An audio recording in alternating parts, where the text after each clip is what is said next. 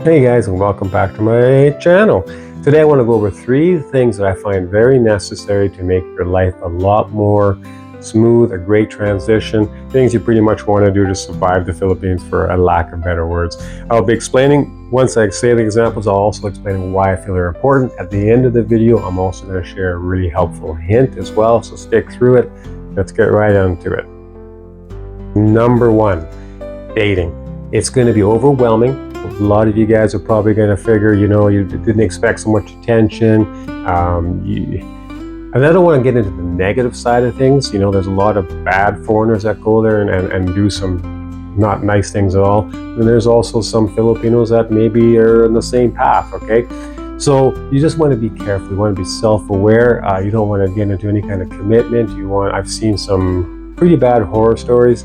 And again, this is not about being negative, it's just about being realistic, okay? Take your time, okay? There's no rush. You're there to enjoy the rest of your life, or however you're going to be doing. You might be going back and forth for a while still, but the point of the story is there's no rush, okay? And when you rush into something, and you don't know the laws either, okay?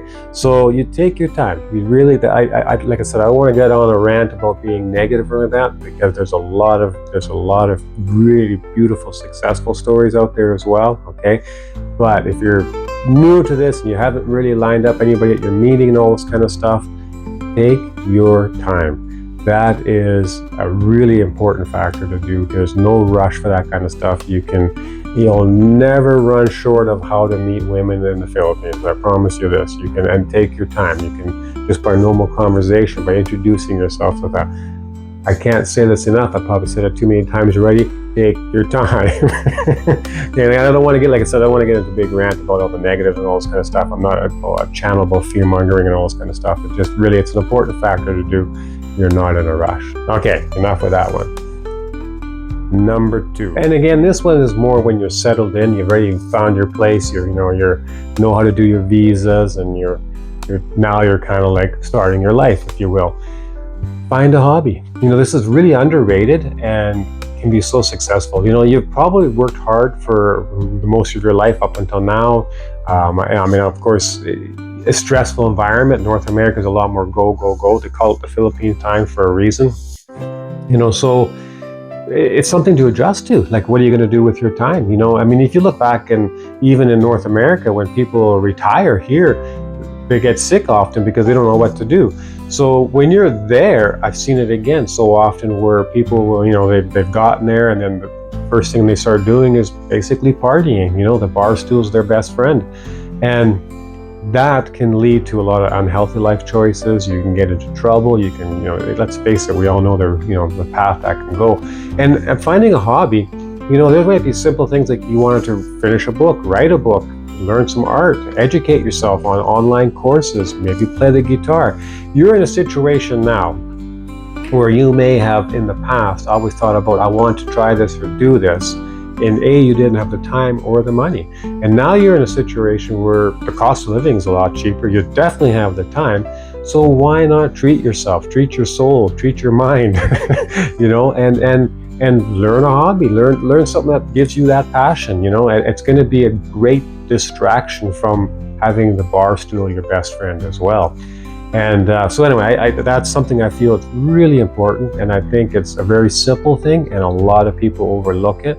And like I said, I think that's a really, really important thing. Tell me what you guys think. Leave a comment. Let me know if I'm completely off the beaten path on that, if I'm wrong, or if you think I'm right, and what kind of hobbies you would consider doing, or you think you can even do them in the Philippines. By all means, please leave me a comment. All right, let's get into number. And just before I get to number 3, can I get you guys to do me a favor? I would really like to have you guys leave some comments, encourage me. It's pretty new. I'm very low subscribers. I'd like to get the algorithm going, so maybe you can hit a like, leave a comment, share.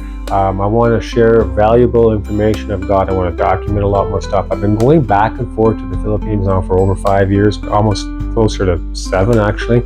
And so I've got a lot of insight and how to find rent and how to budget and legal issues and a lot of different stuff. So I'd like to start promoting that and everything. So Would really like it if you guys could help me along and watch the video to the end and give me encouragement. Tell me where I'm wrong. Tell me where I'm right.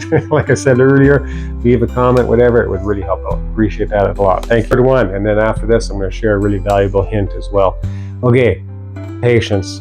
This is something that is really needed, okay, for yourself, your own serenity, because North America is a go, go, go. And like I said earlier about the Filipino time and stuff like this, and you shouldn't try to do this in any kind of culture. Your culture, your upbringing, your belief system is going to be different than theirs. And anybody's in different countries you go to. So, you might go to a system here in North America or wherever it may be, and you're used to that system, and you go there, it's going to be completely backwards. And I can give you many examples. And I'm not trying to be negative, but I call it organized chaos, because a lot of times it's just like, whoa, it's chaos, but it happens to work. It happens to work how their system's working. So you can't bring your ideas and expect that to be there, okay? Patience, understanding that just take that extra moment, let it go the way it is, and this is going to bring your own level of happiness much higher, okay? Because you're not going to be able to change many things. You're not going to be able to really change anything for that matter. But you can change how you react to it, I guess is more important, okay? And if you react all angry and upset, and you're not going to do well. You're just not going to survive that part. That is one of the things I can guarantee you. If you don't have your patience, and I'm going to throw a little added bonus in there for I just thought about it as I'm talking now, in arrogance. You don't want to bring any arrogance with you. That's just not going to fit there whatsoever. But patience is very, very, very important. It's just something. And at the end of the day, when you're doing this, like I said, I've been doing this for quite some time now, going back and forth, and you learn to adapt to it and actually realize, well, you know what, it isn't so bad, and it can teach you something. It gives you, be open-minded to it, receive it, and you'll find a blessing in it in many ways. A lot of times, just going to get frustrated. Don't get me wrong. I'm not all.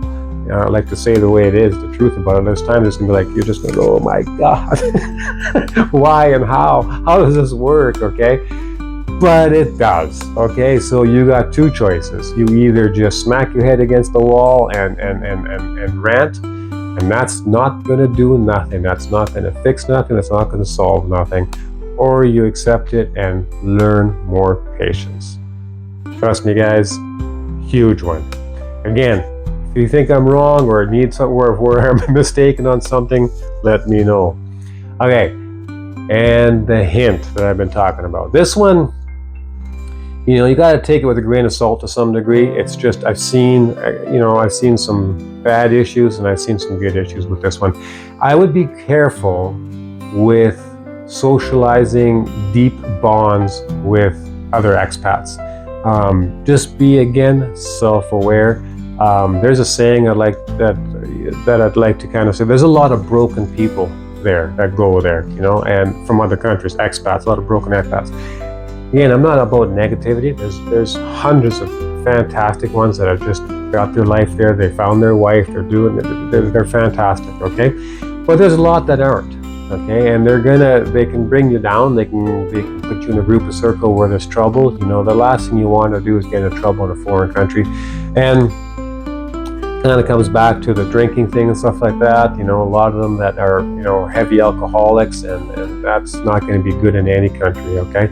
So it's just, there's a drama sometimes that you don't want to get wrapped in. And I don't want to be negative about it. I don't want to make it sound like it's really bad or anything like that. But it's something that you can easily avoid by just being friendly, not necessarily friends, okay?